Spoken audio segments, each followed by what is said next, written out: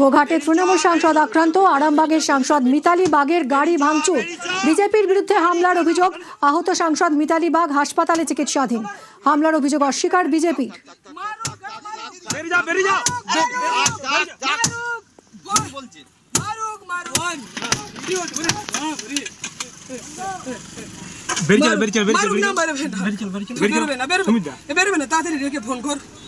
अरे फोन करो ना थाना ते उसी के अरे फोन करो ना थाना ते उसी के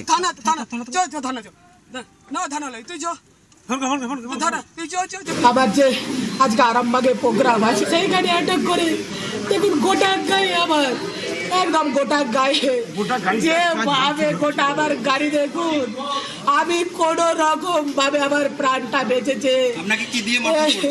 বড় পাথর, এত বড় বড় পাথর আর মোটা মোটা লাঠি আর বন্দুক দেখাচ্ছে।